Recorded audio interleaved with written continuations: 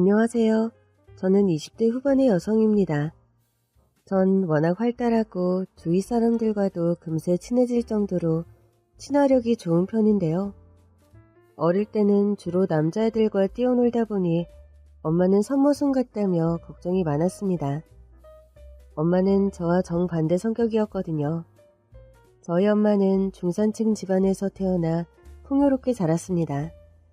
외할아버지와 외할머니는 명동에서 큰 보석상을 3개 운영할 정도로 수백억 대의 자산가였습니다.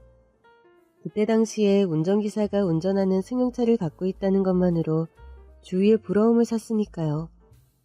가게에는 노숙자나 거지들이 많이 찾아왔고 외할아버지는 어려운 사람들을 보면 지나치지 못하기 때문에 일일이 먹을 거며 돈을 챙겨주기도 했습니다. 그러던 어느 날 한 젊은 부부가 가게로 들어와서 사장님 안녕하세요. 저희 부부인데요. 지금 생활비가 필요해서 일자리를 찾고 있어서요. 혹시 여기 일할 사람 안 필요하세요? 기존 직원들이 있긴 한데 젊은 사람들이 딱하구먼. 저희 보육원에서 만나서 20살 되자마자 혼인신고하고 같이 살고 있는데요. 보육원 출신이라고 색안경부터 쓰고 잘 써주질 않아서 지금 월세가 밀려서 쫓겨날 상황이에요. 저희 정말 열심히 일할 수 있으니까 사장님 저희 일할 수 있게 부탁드립니다. 아유, 좀 많이 힘드셨군요. 그럼 두 분 저랑 같이 일해봅시다. 정말요? 감사합니다, 사장님. 정말 열심히 일하겠습니다. 그래요. 저도 잘 부탁드릴게요. 내일부터 출근하시면 돼요. 외할아버지는 사정이 딱한 부부를 직원으로 채용했고 부부는 처음 일하는 것 치곤 너무나 능숙하게 일을 잘했습니다. 제 여자친구한테 프로포즈 할 건데 어떤 반지가 좋을까요? 아유, 축하드립니다. 저도 집사람한테 프로포즈 할 때 고심해서 반지 골랐는데요. 뭐니 해도 다이아가 최고더라고요. 인생에서 제일 소중한 순간인 만큼 평생 기억되는 선물이 좋을 것 같거든요. 이 디자인 어떠세요? 가격대도 100만 원대라 부담이 없고 요즘 잘 나가는 반지거든요. 좋네요. 다이아라고 1000만 원 넘고 비싼 것만 있는 건 아니네요. 이걸로 주세요. 부부는 장사 수완이 좋아서 가게 매상도 많이 올랐습니다. 아유, 두 사람 덕분에 장사가 잘 돼서 월급 올려줘야겠어. 아니에요. 지금 주시는 월급도 충분히 많은걸요. 저희 식대도 다 주시고 명절 때 보너스도 주시고 늘 사장님께 감사해요. 그러게. 벌써 여기서 일한 지도 1년이 됐네. 두 사람이 워낙 성실하고 일을 잘해서 이제 이 가게 맡겨놔도 되겠어? 저희 아직 서툴지만 더 시킬 일이 있으시면 저희한테 다 맡겨주십시오. 두 사람과는 가족처럼 친하게 지내다 보니 외할아버지는 본점인 이 가게는 거의 맡겨두고 2호점, 3호점에서 주로 일하게 되었습니다. 여보, 요즘 본점에 잘 안 가시던데 직원들한테만 맡겨도 괜찮겠어요? 부부가 나이는 어린데 손님 대하는 게 의젓하고 뭔가 믿음이 가. 보육원에서 힘들게 자라서 책임감이 있는 것 같더라고. 일하는 것도 꼼꼼해서 알아서 잘해서 맡겨놔도 괜찮겠어. 저도 가게 가서 두 사람 보니까 인상도 좋고 가게 청소부터 굳은 일까지 알아서 잘하긴 하더라고요. 당신이 알아서 잘하시겠지만 그래도 고가의 보석들이라 항상 조심하셔야 돼요. 그러던 어느 날 외할아버지가 지방에 출장 갈 일이 있어서 3일간 가게를 비워야 했습니다. 이번에 가게를 오래 비우게 되었는데 나 없이도 두 사람 충분히 잘할 수 있지? 네, 저희 믿고 일 잘 보고 오세요. 도착하시자마자 숙소 전화번호 알려주시면 급한 일 있을 때는 사장님께 전화드릴게요. 그래. 나 찾는 단골들 있으면 전화 주면 돼. 그렇게 외할아버지는 부부에게 가게를 맡기고 출장을 떠났습니다. 외할머니는 5살인 엄마를 돌보느라 가게는 나오질 않았습니다. 그렇게 출장 마지막 날 집으로 전화가 걸려와 선아 엄마, 마침 집에 있었네. 사장님, 어쩐 일로 전화를 주셨어요? 일을 어째. 지금 빨리 가게로 가봐. 난리 났어. 네? 혹시 강도라도 들었나요? 그거보다 더해. 전화로 얘기하긴 그렇고 얼른 택시 타고 와. 외할머니는 부랴부랴 택시를 타고 가게로 갔고 가게에 들어선 순간 다리에 힘이 풀려서 그만 바닥에 주저앉고 말았습니다. 가게 안에 있던 값비싼 보석들과 고가의 시계들만 골라 사라졌고 진열대 유리가 깨져 난장판이었던 겁니다. 내가 오늘 아침에 복덕방 문을 열고 있는데 자기 금은방에서 일하던 부부가 큰 진본다리를 들쳐매고 급하게 나오더라고. 뭔가 낌새가 이상해서 가게로 들어가 봤더니 이 지경이 됐더라고. 아니, 어떻게 모조리 다 가져갈 수가 있어요? 이 돈이 다 얼만데. 남편이 가족처럼 믿고 잘해줬던 사람이 어떻게 이렇게 배신을 할 수가 있어요?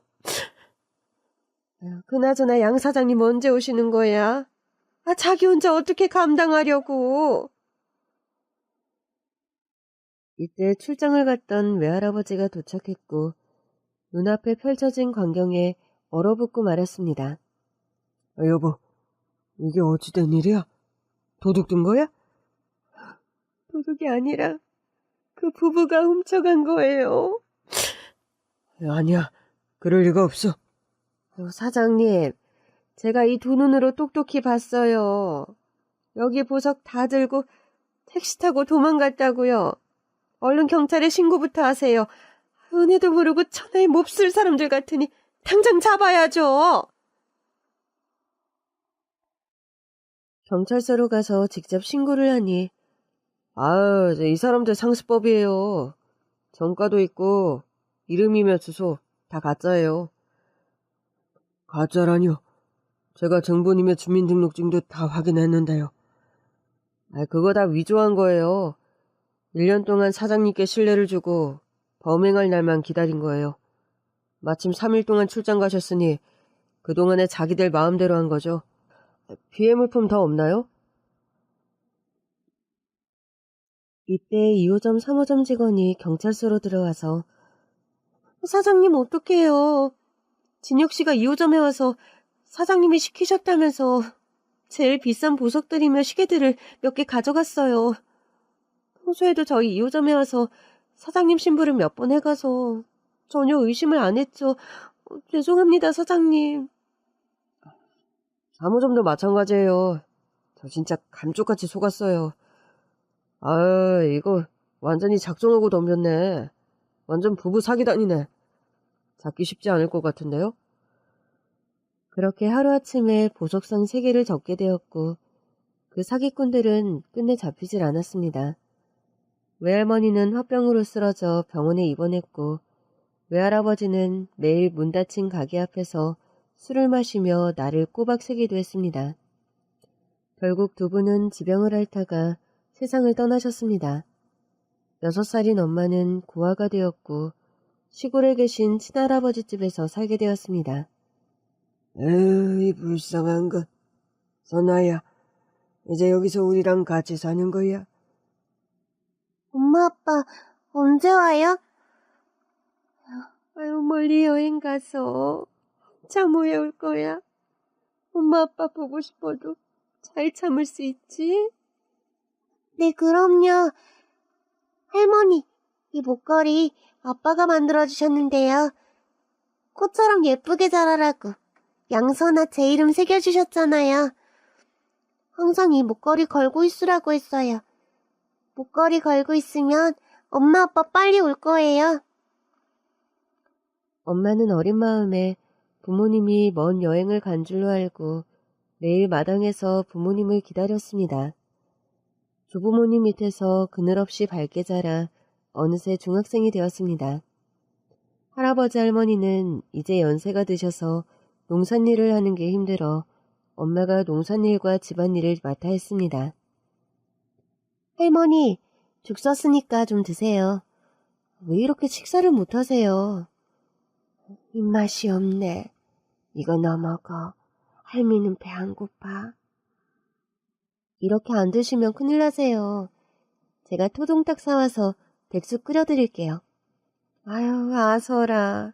힘들게 뭘 그런 걸 만들어. 늙은이들 손에서 크니 네가 고생이 많아.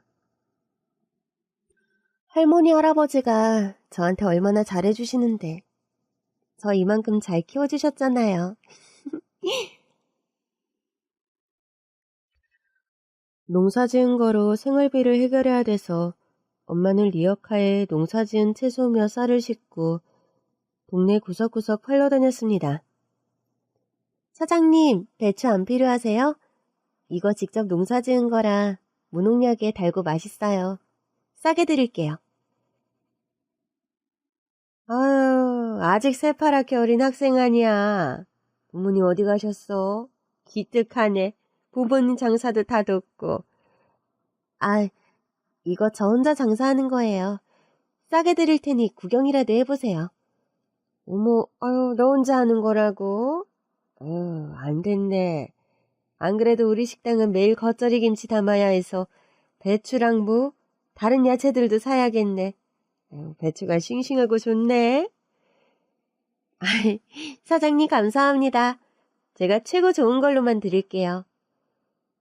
그렇게 리어카로 채소를 팔러 다니다 보니 알려져서 단골도 많이 생겼습니다.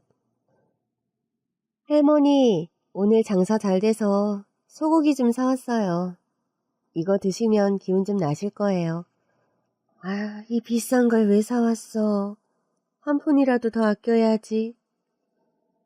할머니, 할아버지 병원비 아끼신다고 치료도 안 받으시고 약만 드시는데 먹는 거라도 잘 드셔야죠. 늙어서 생기는 병은 병원에 가서도 못 고쳐.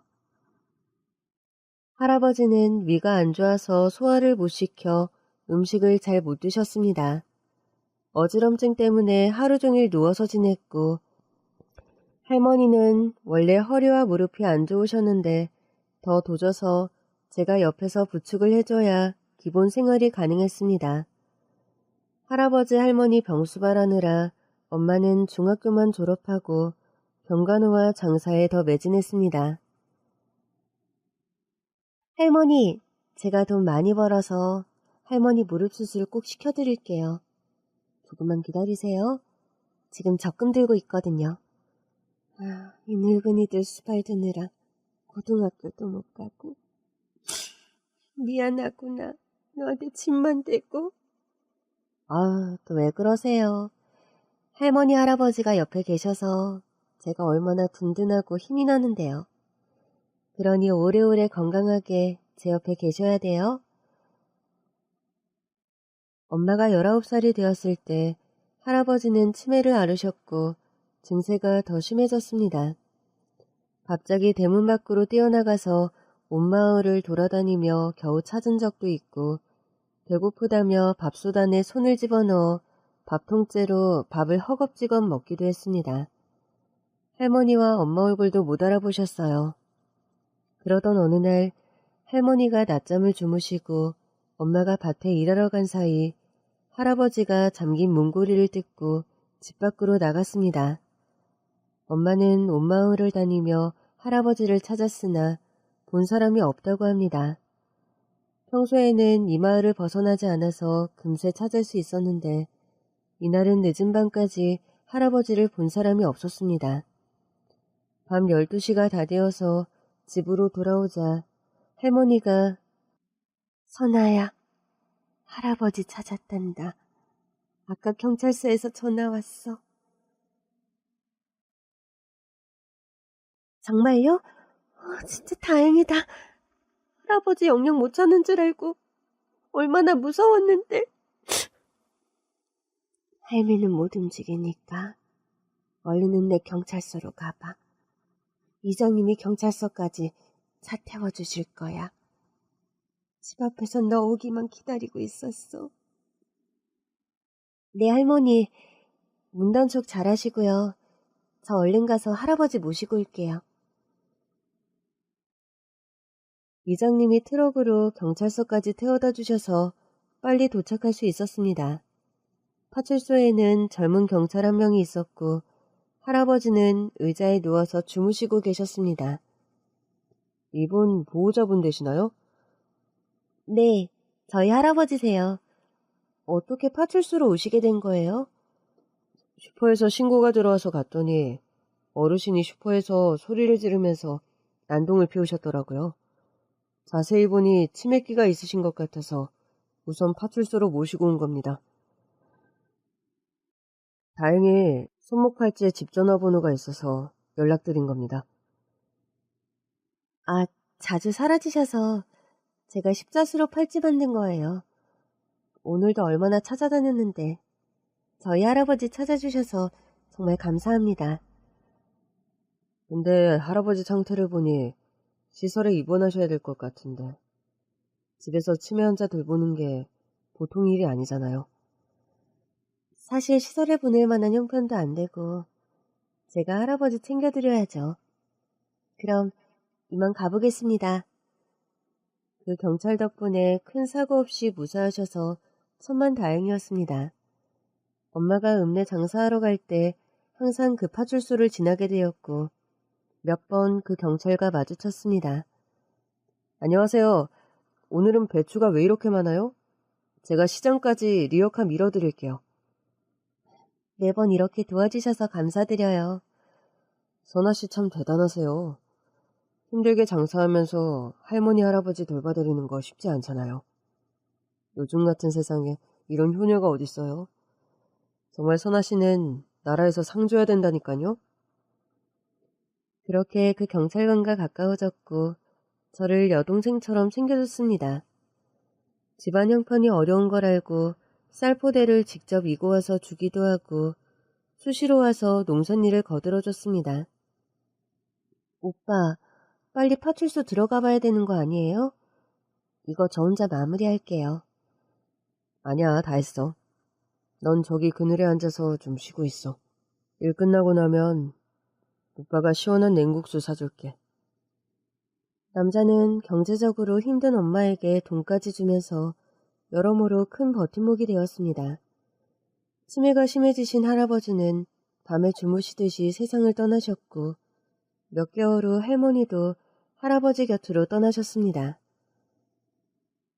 선아야, 이제 너 혼잔데 여기에 있을 이유가 없잖아? 오빠 서울로 발령 나서 다음 주에 떠나야 되는데 나랑 같이 서울 가자. 내가 너 평생 먹여 살릴게.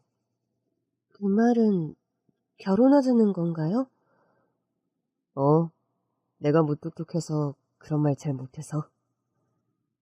그렇게 오누이처럼 지내면서 두 사람은 서울로 와서 조촐하게 결혼식을 올렸습니다. 아빠는 원래 서울에서 태어나 경찰 공무원이 되었고 엄마가 계신 시골로 잠깐 발령이 나서 오게 되었던 겁니다. 아빠는 어릴 때 할아버지가 돌아가셔서 할머니 혼자 식당 일을 하면서 아빠를 키우셨고 아빠는 착실하게 공부 잘하는 모범생이었습니다. 아들만 바라고 사셨던 할머니는 경찰 공무원인 아빠를 좋은 집안의 여자와 결혼시키려고 했는데 고아인 엄마가 처음 봤을 때부터 탐탁치 않았습니다. 병수야, 너가 얘 없으면 안 된다고 통 사정을 해서 결혼은 허락해줬지만 엄마가 너무 속상해. 그 좋은 혼사짜리 다 거절하고 왜 하필 얘냐고. 많이 배우고 똑똑한 여자들은 자기 잘났다고 남자 무시하고 무슨 머슴 취급하잖아요. 그런 콧대 높은 여자보다 남자 말 잘 듣고 착한 선아가 10배 100배 더 좋아요. 어머니도 선아랑 좀 더 친해지시면 마음에 드실 거예요. 너가 좋다니까 엄마가 무슨 말을 하겠니. 나이가 너무 어려서 살림이나 제대로 할지 모르겠네. 어디서부터 가르쳐야 할지 막막하다. 어머니는 신경 안 쓰셔도 돼요. 제가 하나하나 다 가르칠 거예요. 할머니는 같은 아파트에 살면서 자주 부모님 집을 들렀습니다. 어머니 오셨어요? 얼른 식사 준비할게요. 얘는 나만 보면 자리부터 피하려고 해. 경수는 오늘도 늦는다니? 네, 야근이라고 일찍 자라고 하더라고요. 에휴, 네가 이래서 어리다는 거야. 남편이 잘한다고 진짜 자려고 했던 거야? 하루 종일 힘들게 일하고 들어오는데 자기 와이프가 자고 있으면 좋아할 남자가 어디 있겠니? 배고플 테니까 야식도 준비하고 그렇게 기다려야지. 그걸 일일이 다 알려줘야 되니? 네, 어머님. 근데 그 사람 성격이 자기가 말하는 대로 안 하면 기분이 안 좋은가 봐요. 몇 번 제 생각대로 행동했는데 화를 내더라고요. 화는 무슨. 경수걔가 얼마나 차분하는데 나한테도 한 번도 큰 소리 한 번 낸 적이 없이 착한 애라고. 너가 얼마나 답답하게 굴었으면 그 점잖은 애가 화를 냈겠니? 이거 경수 좋아하는 반찬이니까 냉장고에 넣어놨다가 식사 때마다 잘 챙겨줘. 그럼 난 가마. 아빠는 그날 밤 새벽 3시에 퇴근했고 잠 안 자고 기다리고 있는 엄마에게 당신, 내가 말한 거 우스워? 나 기다리지 말고 일찍 자랬지. 왜 내 말을 안 들어? 아까 어머님 다녀가셨는데요. 남편 퇴근하기 전까지 잠 자지 말고 기다리라고 하셔서요. 그건 어머니 생각이고 당신은 내가 하라는 대로 하면 돼. 당신 생각은 안 중요하다고. 아무 생각하지 말고 내 말만 들어.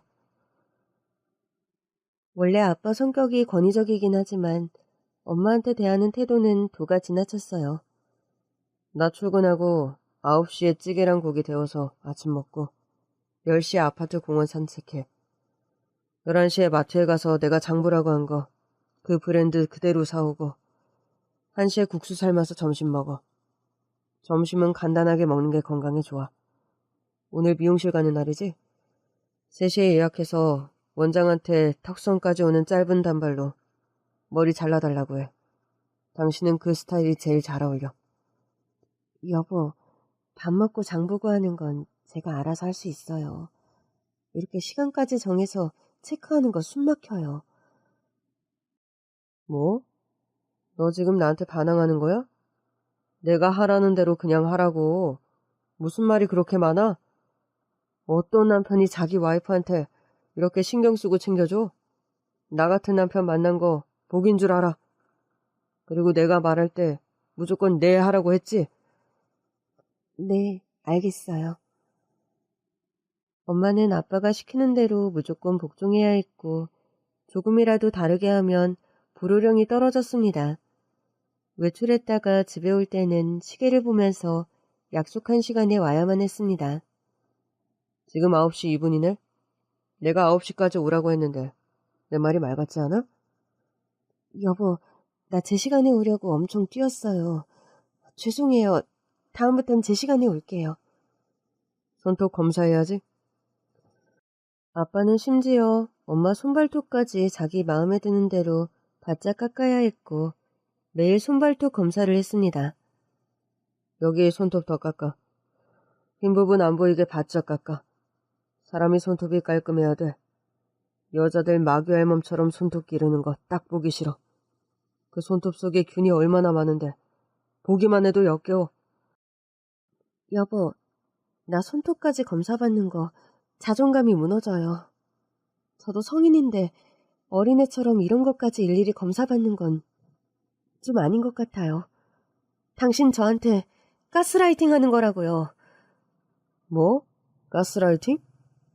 요즘 당신 나한테 많이 대드네? 정신 차리게 손 좀 봐줘야겠어. 아빠는 엄마가 자기 말에 불복종하는 날엔 욕실에 몇 시간째 가두어 두었습니다. 당신은 이렇게 한 번씩 벌줘야 정신 차리더라고. 거기서 내가 뭘 잘못했는지 A4 용지 앞뒤로 빽빽하게 반성문 써. 내가 조금 이따 검사해서 진정성이 없으면 다시 가둘 테니까 똑바로 잘 써. 여보, 제발 문 좀 열어줘요.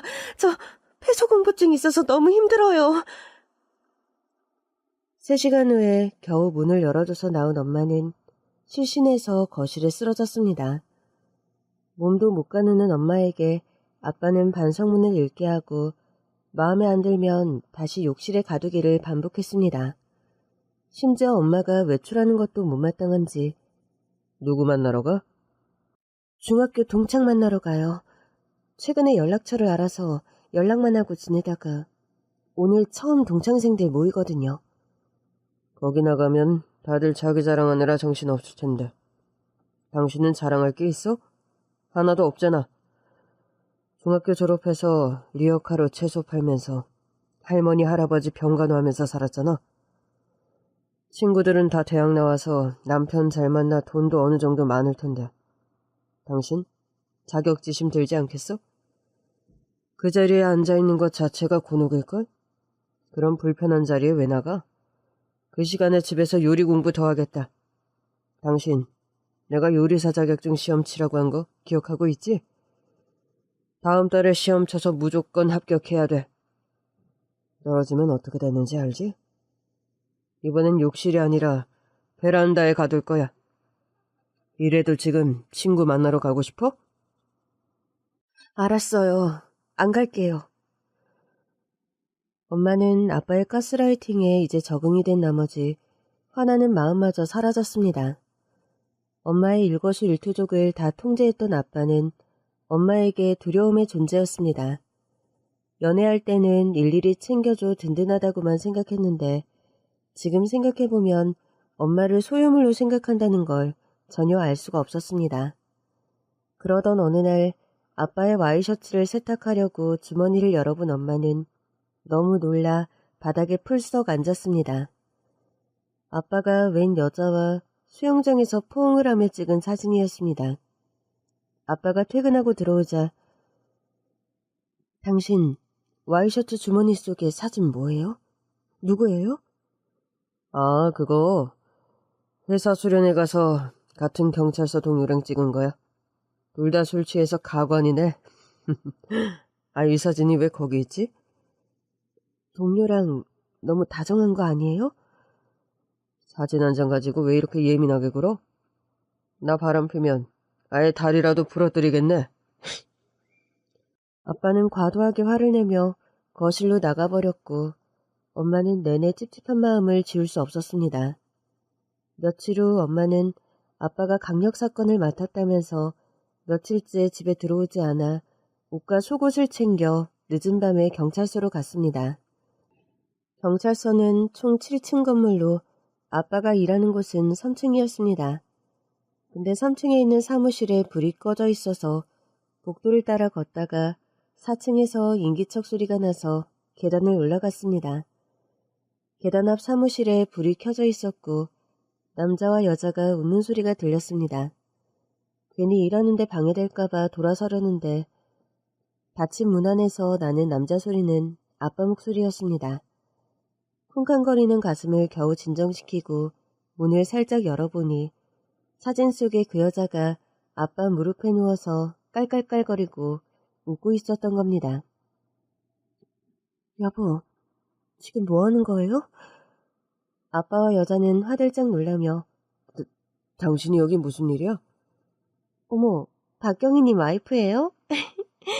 어차피 만날 거 지금 인사드려야겠네. 안녕하세요. 저 박경수 경위님과 사귀고 있는 이수진이에요. 같은 경찰서 보안과에서 근무하고 있어요. 뭐예요? 우리 남편과 사귄다고? 아니 어떻게 그런 말을 이렇게 뻔뻔하고 당당하게 얘기할 수 있어? 맞아. 이경사랑 가까워진 지 한 2년 됐나? 당신하고는 급이 다른 여자야. 말도 잘 통하고 센스 있지 내도 잘하지. 내가 이런 복덩이를 만나다니. 전생에 하늘을 구한 거지. 당신 나한테 미안하지 않아요? 잘못했다고 무릎 꿇고 빌어도 시원찮을 판에 저 여자 칭찬을 내 앞에서 해요? 아, 옷 주러 온 거면 그거 주고 가. 우리 방해하지 말고. 엄마는 거의 실신 상태로 집까지 왔고 숨죽여 밤새 울었습니다. 엄마가 아빠의 외도 사실을 안 이후로는 대놓고 외박을 하고 집에는 거의 안 들어왔습니다. 고등학생인 저는 아빠에게 당장 그 여자랑 헤어지라고 화를 냈지만 아빠는 되려 앞으로 새엄마가 될 사람이라고 얘기하는데 아빠가 정상으로 보이질 않았습니다. 며칠 후 주말 아침에 누가 찾아와서 문을 열어보니 웬 경찰 유니폼을 입은 여자가 서 있었습니다. 경수씨, 저 왔어요. 이봐요. 누구신데 우리 집에 함부로 들어오는 거예요? 어머, 예순봐.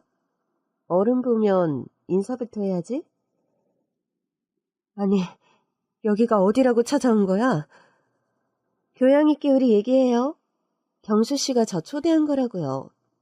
오늘 어머님 생신일 있죠? 엄마 곧 오실 거야. 이경사는 소파에서 좀 쉬고 있어. 당신 뭐해? 얼른 음식 준비 안 하고. 여보, 지금 제정신이에요? 저 상간녀를 어머니께 보여드린다고요? 엄마한테는 다 말씀드렸어. 그랬더니 한번 보고 싶으시대.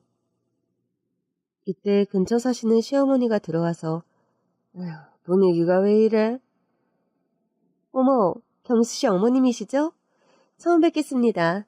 경수씨랑 같은 경찰서 보안과에서 근무하는 이수진 경사라고 합니다. 경찰 유니폼 입은 모습이 너무 근사하네. 경수씨가 꼭 유니폼 입고 오라고 해서요. 자, 우선 식사하시면서 얘기 나누자고. 애미야, 갈비찜이랑 음식 내오거라. 어머니, 저 여자가 지훈 아빠랑 바람난 불륜녀라고요. 저런 여자를 어떻게 집안에 들일 수 있어요?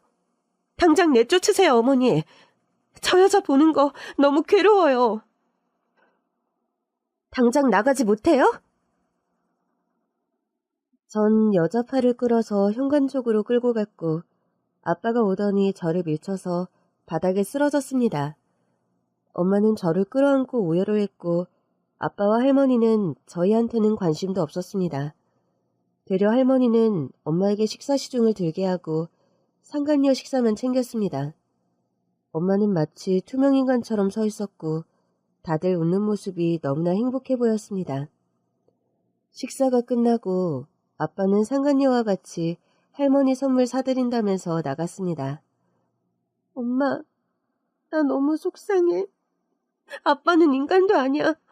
어떻게 엄마 앞에서 버젓이 불륜을 저지를 수가 있어? 지훈아, 내 딸 불쌍해서 어떡해? 엄마도 어떻게 할지 모르겠어. 아무 생각이 안 들어.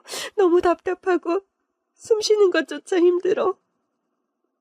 그날 밤 아빠는 집에 들어오지 않았고 엄마는 욕실에서 스스로 생을 마감했습니다. 엄마의 장례식을 치르자마자 아빠는 상간녀를 데리고 와 한 집에서 같이 살았습니다. 남들 시선도 있고 해서 당장 결혼식은 못 올리고 혼인신고부터 한 겁니다.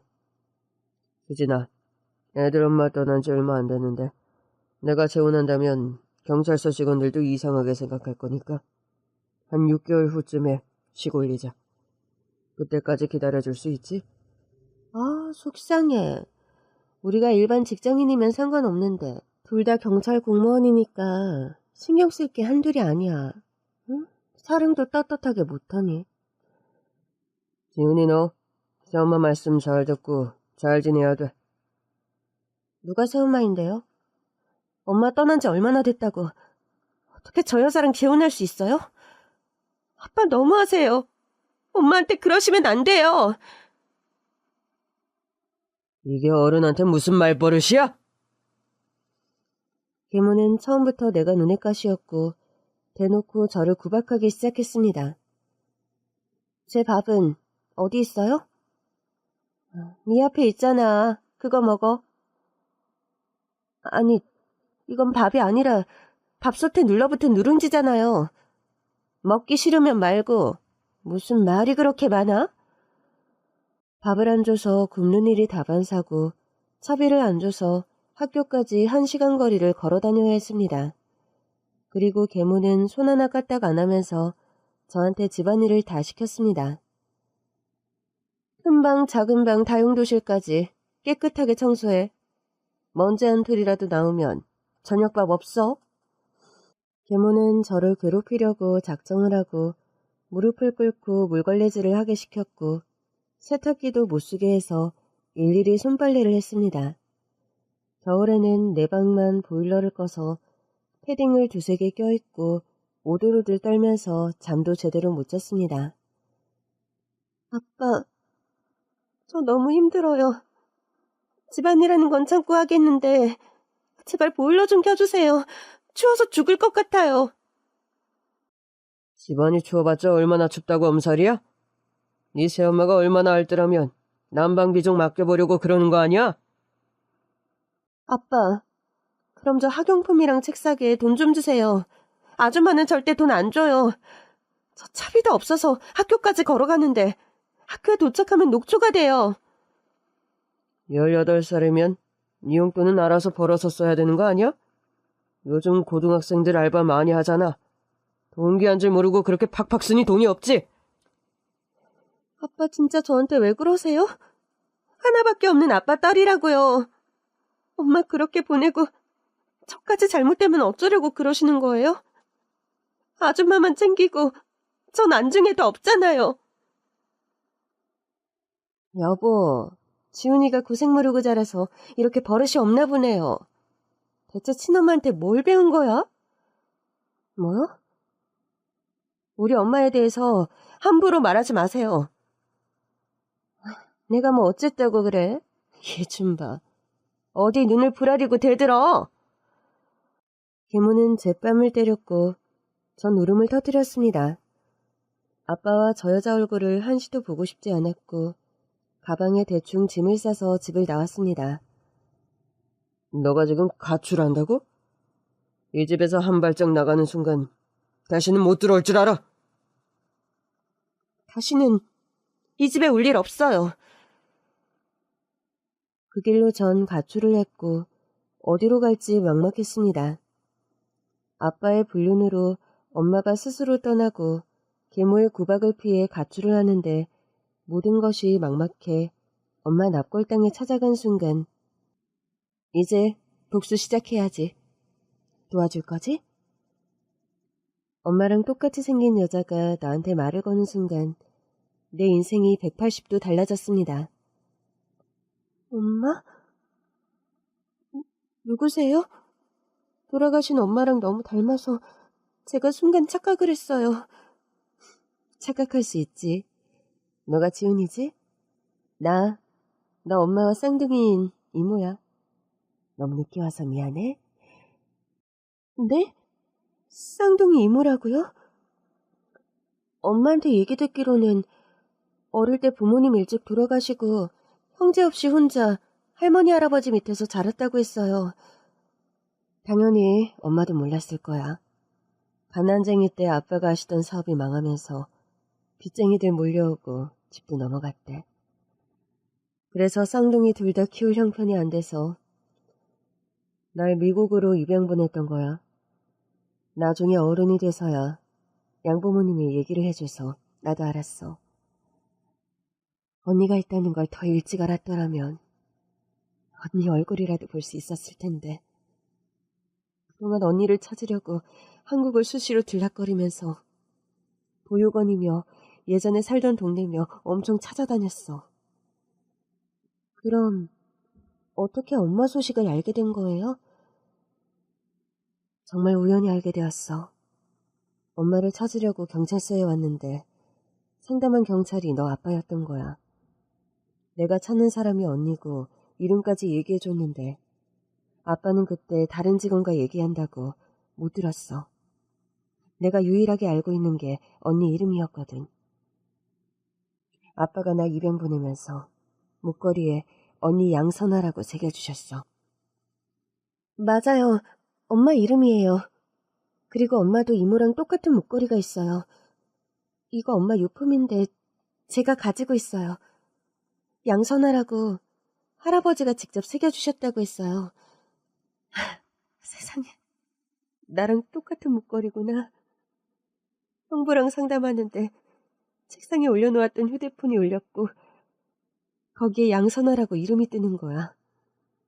통화 내용을 들어보니 아내더라고. 순간 이 여자가 내 언니일 수도 있겠다 싶었지. 그래서 흥신소에 의뢰해서 뒷조사를 해보니 언니가 확실했어. 그런데 흥신소에서 형부를 미행하다 보니 다른 여자랑 만나는 걸 알게 되었고, 그것도 같은 경찰서에서 일하는 경찰이란 사실에 엄청 화가 났어.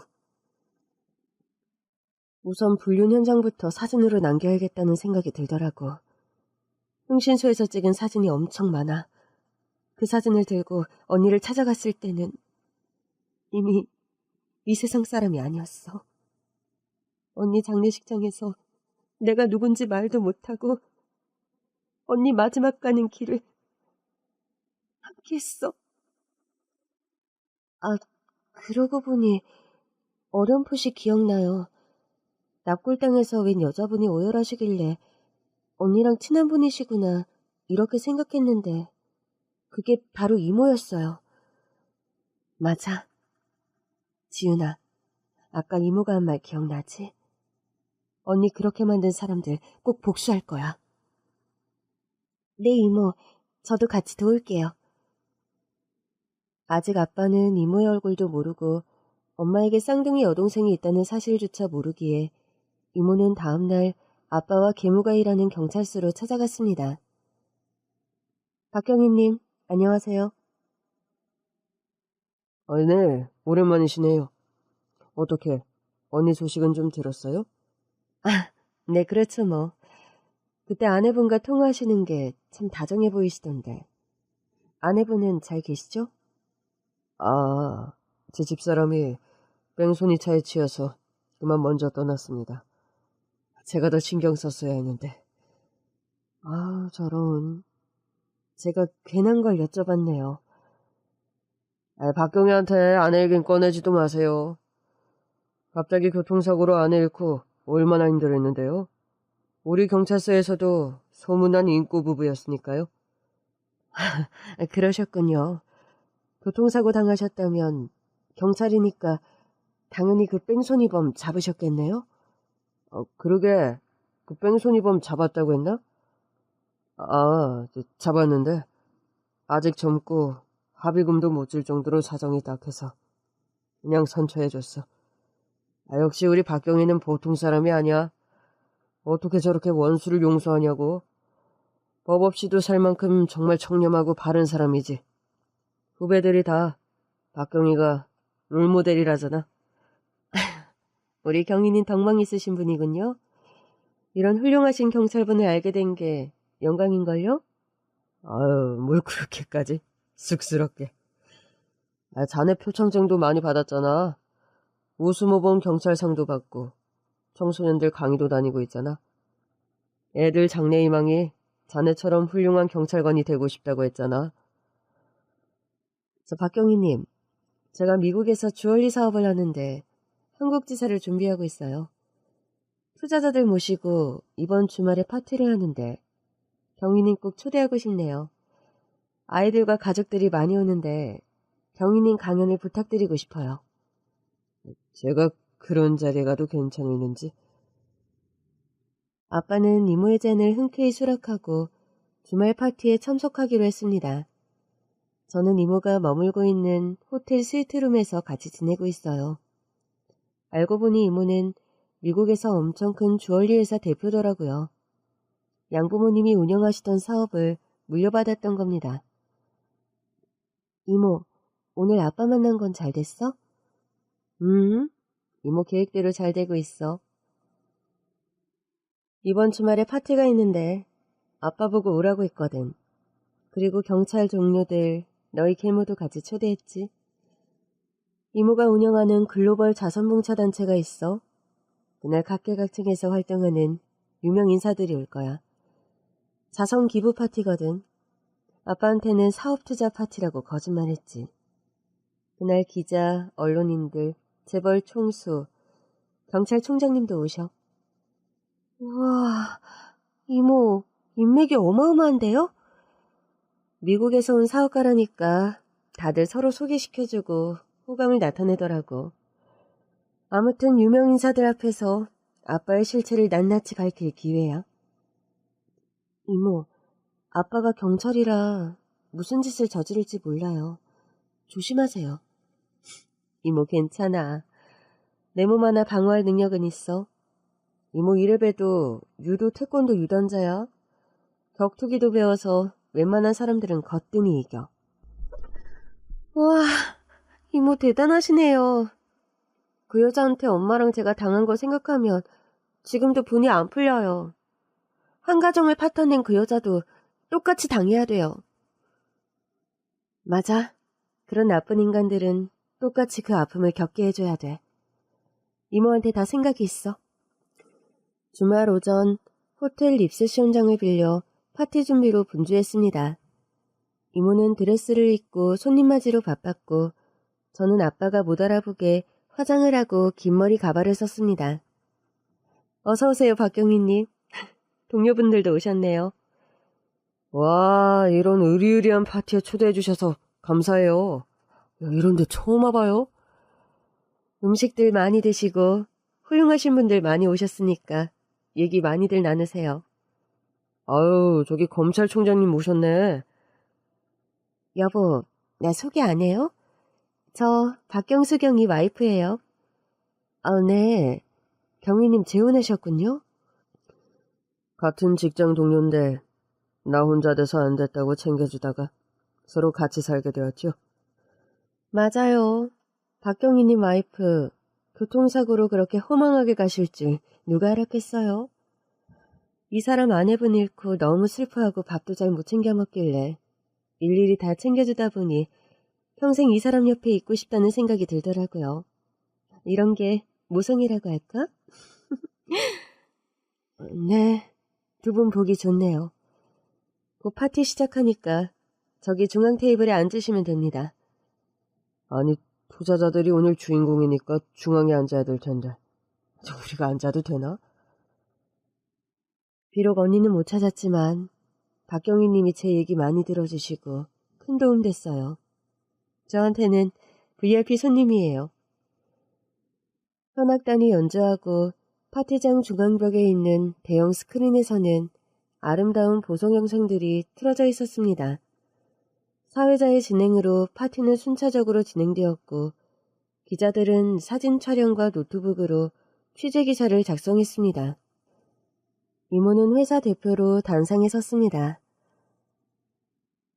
귀빈 여러분, 오늘 귀한 시간 내서 이 뜻깊은 자리에 참석해 주셔서 너무나 감사드리고 영광입니다. 우선 제 소개부터 하겠습니다. 제 이름은 제니고요.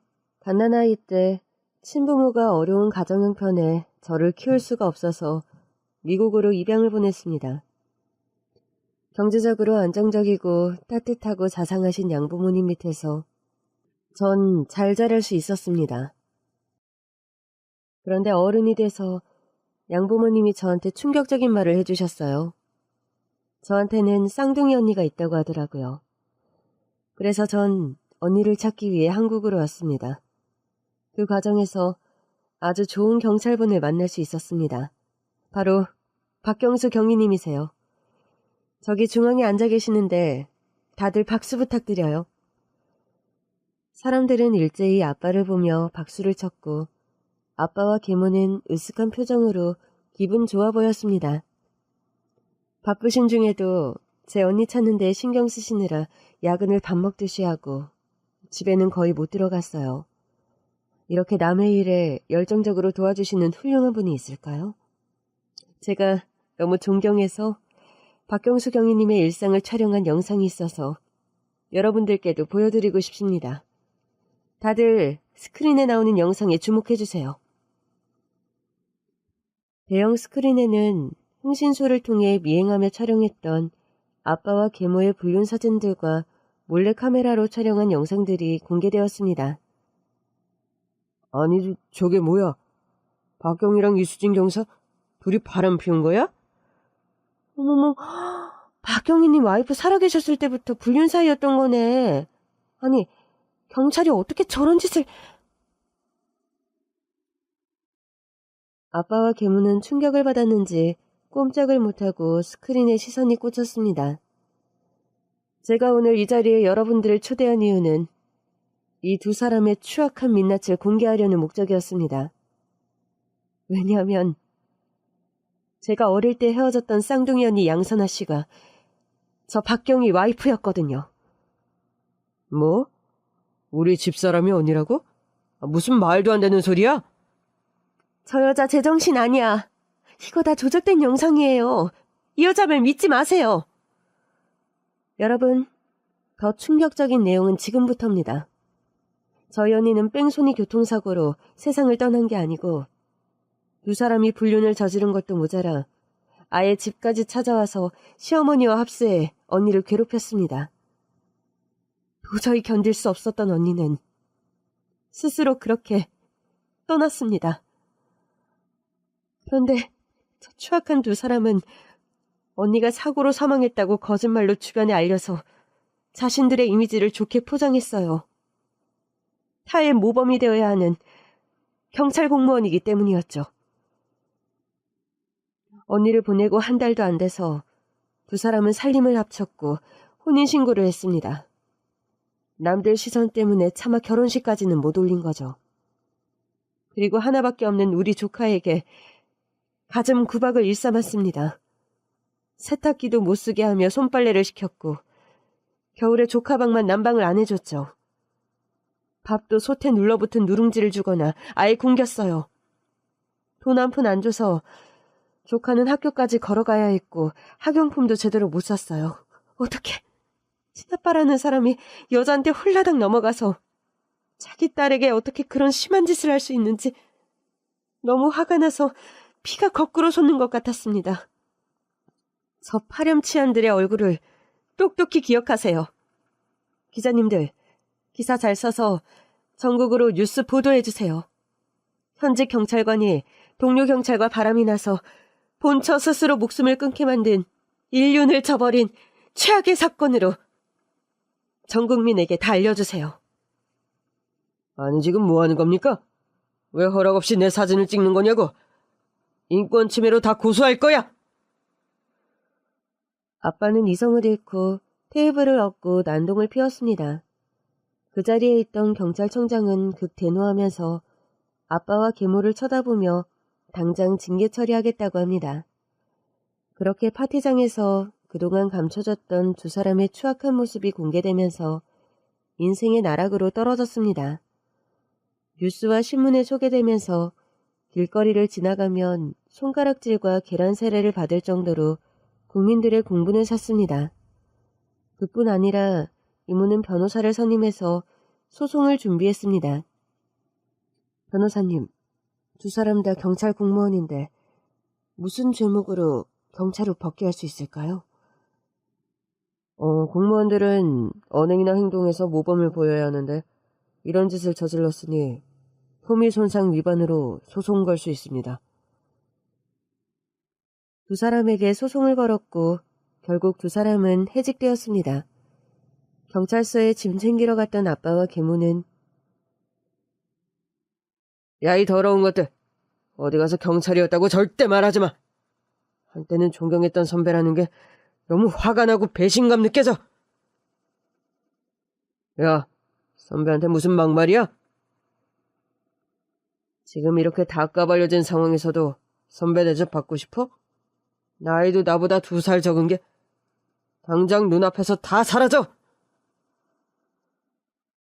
이수진 경사, 아니지. 이제 경찰도 아니니 수진 씨라고 해야 되나? 세상 고귀한 척 양심적인 척 그렇게 가식 떨고 사느라 얼마나 힘들었어? 어디 할 짓이 없어서 가정에 있는 동료 유부남과 바람을 피워? 더러워. 나도 피해자야. 박경희가 나 가스라이팅해서 넘어오게 한 거라고. 저 사람 자기 와이프한테도 가스라이팅 했거든. 이수진 씨, 제발 정신 차려. 결국 아빠와 계모는 해직된 후 서울에서 살 수가 없어서 시골로 갔습니다. 남의 밭에서 농산일을 하며 품삯을 벌어서 살았는데 돈벌이가 시원치 않자 계모는 야반도주를 했습니다. 충격을 받은 아빠는 거짓골로 다니며 이 집 저 집 다니며 밥동량을 하며 살고 있었습니다. 지은아, 형부 소식은 당분간 사람 시켜서 알아보고 있어. 지금 길거리에서 노숙하고 거지처럼 밥 얻어먹고 다니는 신세가 되어서 널 찾아온다거나 위협하는 일은 없을 거야. 그리고 이제 너도 대학 가야 되니까 이모랑 미국에 가서 공부하고 이모가 아는 주얼리 사업 같이 하면 좋겠어. 네, 이모. 저 이제 한국에 미련 없어요. 하늘에서 엄마도 이제 한이 풀렸을 걸 생각하니 기쁘면서 마음이 아리네요. 그래도 이모가 제 곁에 있어서 얼마나 행복한지 몰라요. 나도 그래. 세상의 가족은 너와 나 둘뿐이야. 저는 이모를 따라 미국으로 건너가 거기서 대학을 졸업하고 지금은 이모가 하시는 주얼리 사업을 같이 맡아 하고 있습니다. 긴 글 읽어주셔서 감사합니다.